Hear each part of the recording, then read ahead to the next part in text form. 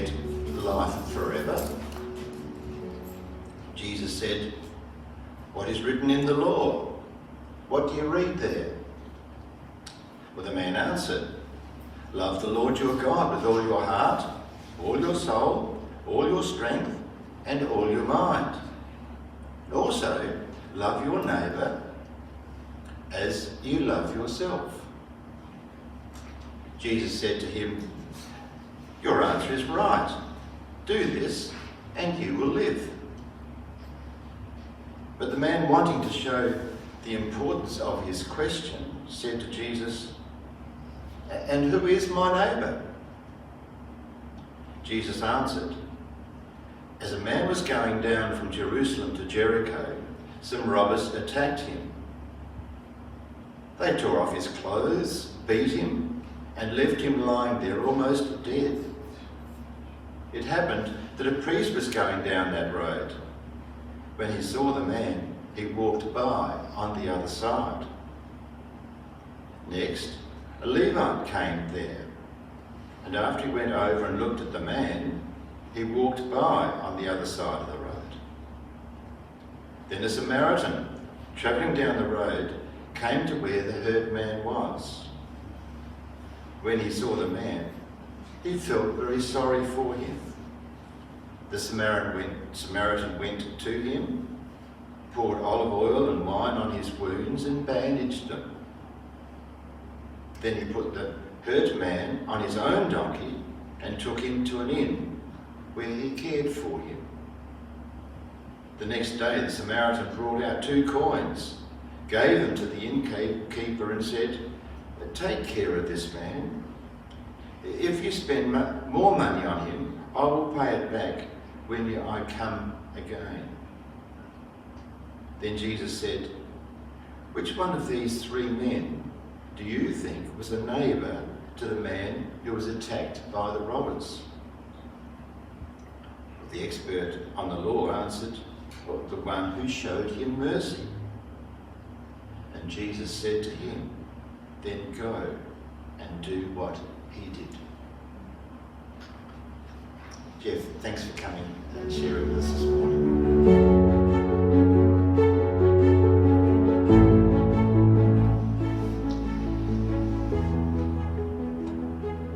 I read that there's a tribe of Indians in Mexico called the Mazatec Indians, and they are unlikely to wish you well. Seems kind of strange, doesn't it? That they're unlikely to wish you well. And the reason that they're unlikely to wish you well is because they have a understanding in their culture of a limited amount of good. So there's a limited amount of love, a limited amount of prosperity, a limited amount of fortunate circumstances. And so if I wish you well, I'm giving away as part of my hope, my love, my goodness, and I'm giving that away, and I can't get that back. And as a community, they hold as a community the goodness and the fortune that they have been blessed with. It's kind of an odd way to think, and the good spin-off of that is they really believe in equality, and they don't tolerate people who are not doing well, and people who are doing really well. There's enough to share and to go around, and so that's a good part of their culture. But this limited good, that they won't wish other people well. Wow. You and I know that the goodness of God is unlimited, and we draw from a well that can never be exhausted. In fact, we come to understand that when we express or give away goodness, when we wish other people well, when our compassion is such that other people are lifted up, it actually multiplies. It doesn't deprive me of something, that I am buoyed up and strengthened and given joy and hope by loving other people. I think this is a key piece of our Christian faith. Our well can never run dry, and the communal and personal rewards that come from living a life of kindness and generosity cannot be overstated. So I'm going to talk to you about kindness and generosity. And as I was preparing this, which was actually some months ago, but it occurred to me when I was preparing this that this could easily sound like a message that I'm going to bring, where I'm going to say to you, you need to try harder. You need to be more kind. You need to be more generous. That ain't where I'm going today. Because that sounds like what we do. It sounds like our works. It sounds like our efforts. What I want to actually say to you is that the good things that we have and the opportunity to be kind and generous, they are gifts from God. It is in the nature of God to be kind and generous. And if you want to know about that, you look at Jesus. You have a good look at the way that Jesus treated other people and ask yourself, was this a kind and generous person?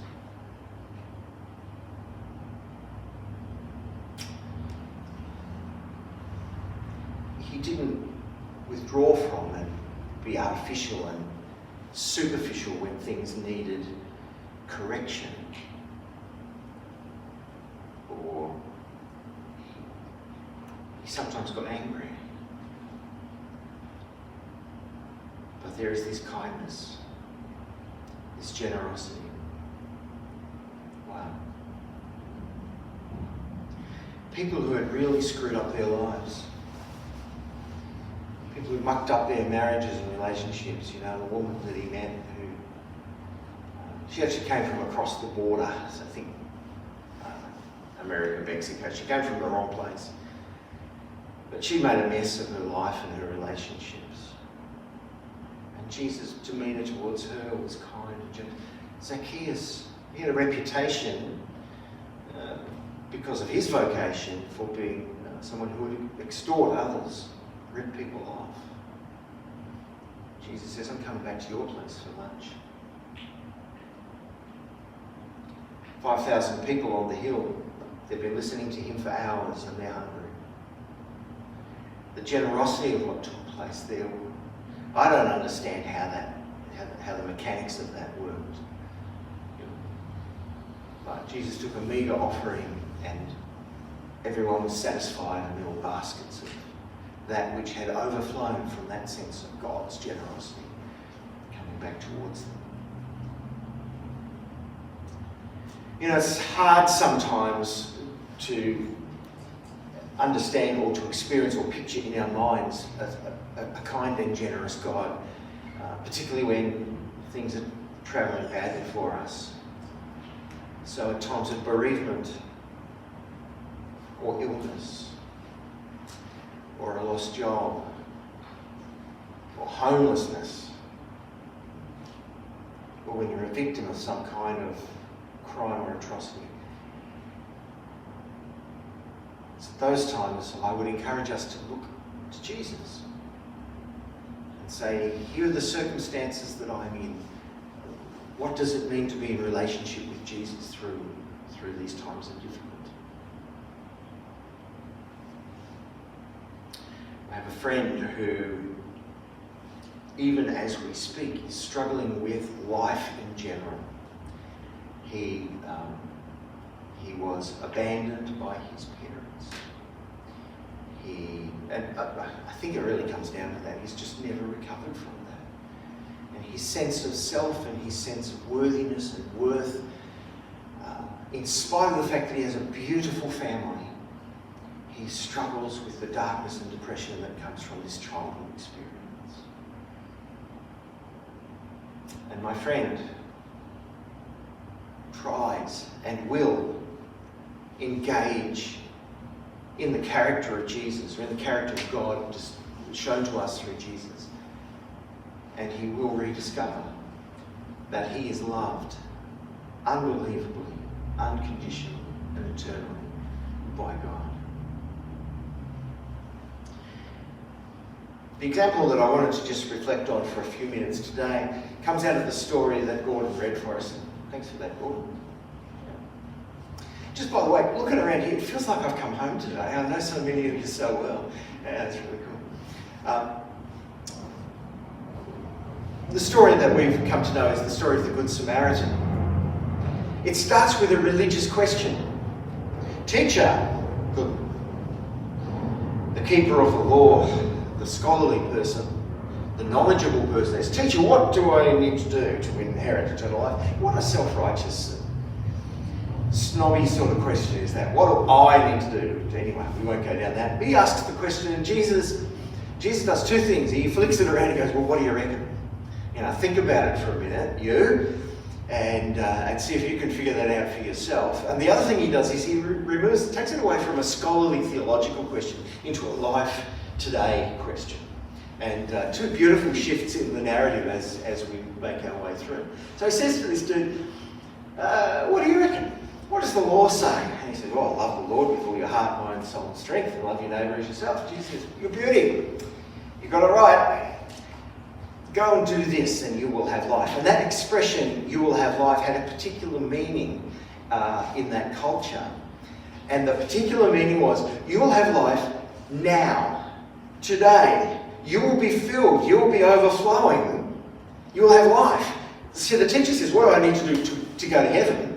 And Jesus says, no, you do this and now you will have life in all of its abundance. But who is my neighbour, says the teacher. And so Jesus tells the story of the Good Samaritan.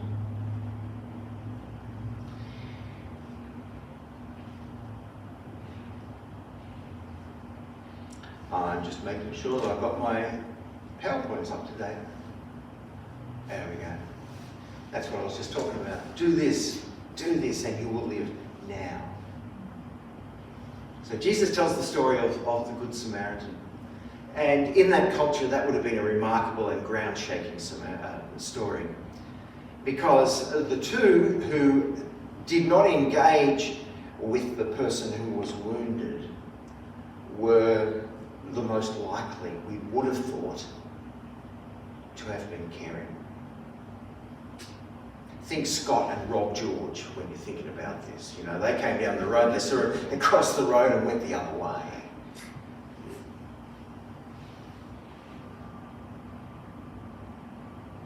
And the person who showed the kindness and the compassion was the Samaritan.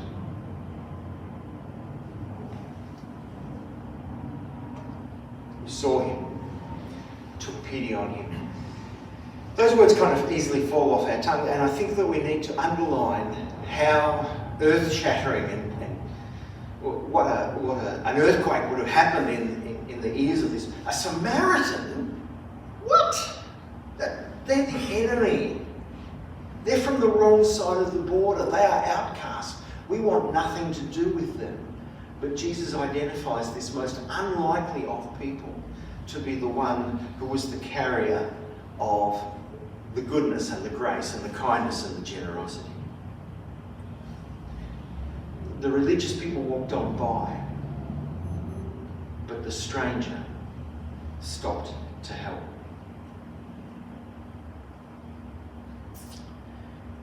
See, I don't think our Christian faith is just about the religious part of life. And I think there's something very important about being religious. We break bread together and we are reminded of this incredible love and grace of God. We share together over a coffee and we pray for one another and we listen to each other's stories and we encourage and sometimes guide and counsel each other. Important stuff, but it's not just about that. It's about allowing the love and the kindness and generosity of God to flow out of us as individuals and to flow out of us as a community all over our community, all over the world. Which I'm tempted to go back and say, CareWorks. That's what we do every day. Because of the kindness, the generosity of God, we seek to be kind and generous to others. Second thing I just want to draw our attention to is how much this guy spent at the inn. 2 denarii. Does anybody here know how much a denarii was?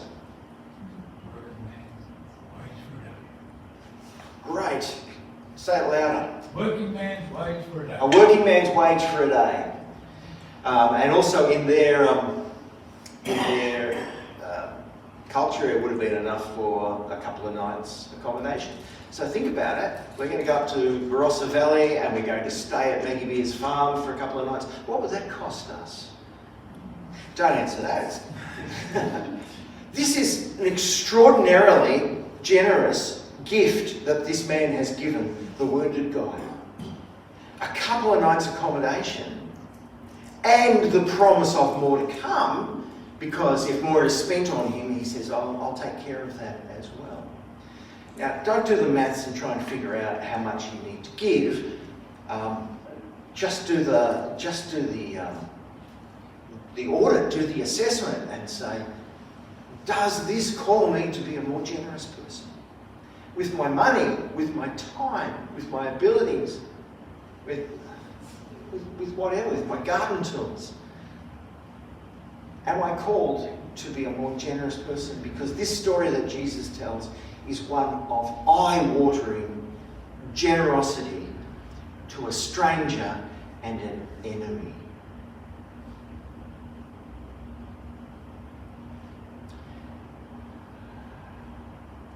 We're well aware of the United States, which right now is arming people to chuck the stranger out. This is the exact antithesis of what we are talking about. And I don't even want to try and figure out what the Middle Eastern stuff, how that engages in this. What I do want to say is extraordinary generosity. Do this and you will live today, here and now, caring for the strangers with incredible generosity. So in response to God's kindness and generosity, what do we do now? How do we structure our lives now? And I want to urge us all to be deliberate and disciplined and practice kindness and generosity as a spiritual discipline. And in so doing, reflect God's love to others in our daily lives, in the words that we choose when we're speaking to others, with patience, by looking for the small ways that we might be kind and generous, like writing a letter, cooking a meal, leaving a note of encouragement. Let's reflect kindness and generosity as a spiritual discipline in our community as a church. Let's serve in ministries. Here you've got emergency relief, you've got a prayer, I don't know all that goes on here. We've got Anne who beams out global mission partners on a daily basis. There are so many opportunities as a community to engage in acts of service and kindness and generosity to others. And cheerfully to support this church's mission. And so in the wider world, let us be kind and generous and support charities like Global Mission Partners. Be willing to help strangers and advocate for justice. Let us be a people known for our love, kindness and generosity, and show the world what it means to live as Christ's hands and feet. Let your light shine before others, that they may see your good deeds and glorify your Father in heaven. Because, my friends, we draw from a well that can never run dry. Thank you for your time and attention.